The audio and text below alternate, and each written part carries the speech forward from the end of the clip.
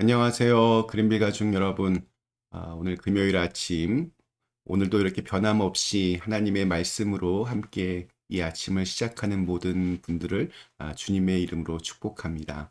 이렇게 매일매일 하나님의 말씀이 우리의 마음 속에 채워지고 또 그 말씀이 생각나고 그 말씀이 우리의 입가에서 떠나지 않을 때 하나님의 진정한 자녀로서 그렇게 칭찬받을 수 있을 것이라 믿습니다.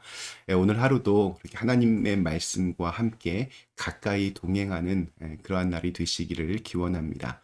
자, 오늘 저희는 신명기 우리 30장 우리 11절에서 20절 말씀으로 함께 이 아침 시작하도록 하겠습니다. 신명기 30장 11절에서 20절 말씀. 내가 오늘 네게 명령한 이 명령은 네게 어려운 것도 아니요 먼 것도 아니라 하늘에 있는 것이 아니니 네게 이르기를 누가 우리를 위하여 하늘에 올라가 그의 명령을 우리에게로 가지고 와서 우리에게 들려 행하게 하랴 할 것이 아니요 이것이 바다 밖에 있는 것이 아니니 네가 이르기를 누가 우리를 위하여 바다를 건너가서 그의 명령을 우리에게로 가지고 와서 우리에게 들려 행하게 하랴 할 것도 아니라 오직 그 말씀이 내게 매우 가까워서 내 입에 있으며 내 마음에 있은즉 내가 이를 행할 수 있느니라. 보라, 내가 오늘 생명과 복과 사망과 화를 내 앞에 두었나니 곧 내가 오늘 네게 명령하여 내 하나님 여호와를 사랑하고 그 모든 길로 행하며 그의 명령과 규례와 법도를 지키라 하는 것이라. 그리하면 내가 생존하며 번성할 것이요 또 내 하나님 여호와께서 내가 가서 차지할 땅에서 내게 복을 주실 것임이니라. 그러나 네가 만일 마음을 돌이켜 듣지 아니하고 유혹을 받아 다른 신들에게 절하고 그를 섬기면 내가 오늘 너희에게 선언하노니 너희가 반드시 망할 것이라. 너희가 요단을 건너가서 차지할 땅에서 너희의 날이 길지 못할 것이니라. 내가 오늘 하늘과 땅을 불러 너희에게 증거를 삼노라. 내가 생명과 사망과 복과 저주를 네 앞에 두었은즉 너와 네 자손이 살기 위하여 생명을 택하고 네 하나님 여호와를 사랑하고 그의 말씀을 청종하며 또 그를 의지하라. 그는 네 생명이시요 네 장수이시니 여호와께서 네 조상 아브라함과 이삭과 야곱에게 주리라고 맹세하신 땅에 네가 거주하리라. 아멘. 네, 우리 그 불교에서는 108배라고 하는 것이 있습니다. 108번 이렇게 절을 하는 것입니다.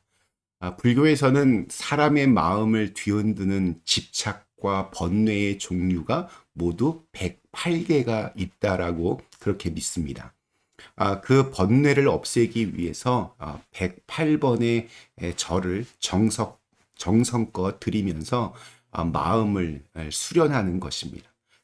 그런데 요즘에는 이렇게 불교도 또 이렇게 많이 변절이 되어서 108배가 어떤 번뇌를 없애기 위한 것이 아니라 복을 받기 위한 이렇게 공양을 쌓는 것으로 그렇게 전락하기도 했습니다. 그래서 대학 시험을 보는 자녀들을 위해서, 뭐 군대 간 아들을 위해서, 자녀들의 취직, 기도를 위해서 여러 다양한 어떤 소원들을 가지고 108배를 하는 사람들을 우리가 볼 수 있습니다. 자, 그렇다면 우리 기독교는 어떻습니까?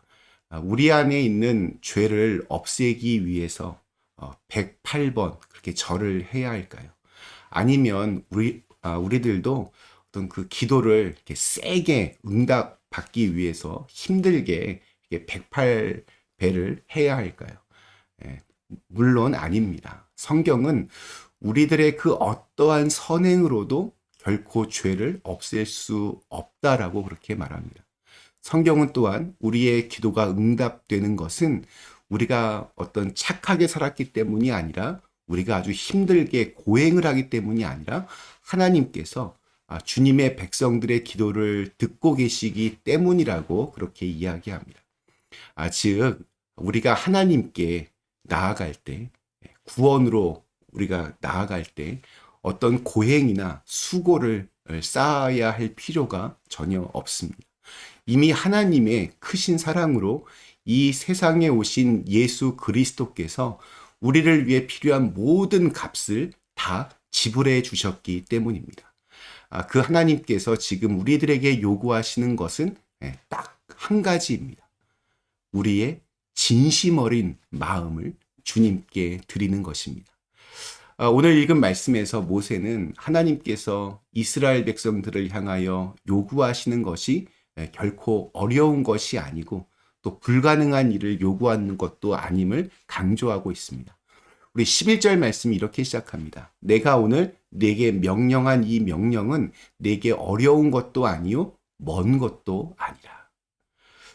그 다음 이어지는 이제 말씀 속에서 하나님은 절대로 이스라엘 백성들에게 뭐 하늘에 가서 별을 따와라 이런 불가능한 명령을 내리신 적이 없습니다. 바다에 들어가서 한 사람당 고래 한 마리씩 잡아와라 이런 어처구니 없는 명령을 내리신 적도 없습니다. 하나님께서 우리에게 요구하신 말씀은 우리가 충분히 이행할 수 있는 것이며 우리가 상식적인 선에서 생각해 봐도 충분히 납득할 만한 것들이 대부분입니다. 그것을 14절에서 이렇게 표현하고 있습니다. 오직 그 말씀이 내게 매우 가까워서 내 입에 있으며 내 마음에 있은즉 네가 이를 행할 수 있느니라. 하나님의 말씀이 언제나 우리 가까이에 있습니다. 우리의 입에 있고 우리의 마음에 있고 우리의 행동에 있다라고 그렇게 말하고 있습니다. 그런데 우리는 그 말씀이 먼 곳에 이렇게 딴 세상에 있는 것처럼 느껴질 때가 있습니다. 우리의 입과 마음으로 충분히 알 수 있고 또 할 수 있는 것임에도 불구하고 하나님의 말씀을 마치 이렇게 엄청나게 어려운 아주 신비한 것이라고 그렇게만 생각할 때가 있습니다. 중국 속담에 치루 자우 루라고 하는 말이 있는데 나귀를 탄 채로 나귀를 찾는다는 뜻입니다. 그러니까 자기가 나귀를 타고 있으면서도 이렇게 나귀를 찾고 있으니 이게 얼마나 한심한 일이겠습니까? 우리 속담에도 비슷한 말이 있습니다. 어분아이 3년 찾는다. 너무 이렇게 가까운 일을 오히려 이렇게 먼데 일보다 모를 수 있다는 뜻입니다. 하나님의 말씀은 먼데 있지 않습니다. 언제나 가까이에 있습니다.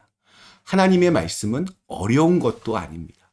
우리가 조금만 묵상하면 하나님의 뜻과 의도를 알 수 있습니다. 문제는 우리가 하나님의 말씀과 가깝게 살려고 하지 않는 데에 있습니다. 애써 외면하고 또 애써 회피합니다. 15절에서 하나님은 우리의 선택을 요구하십니다. 보라 내가 오늘 생명과 복과 사망과 화를 내 앞에 두었나니.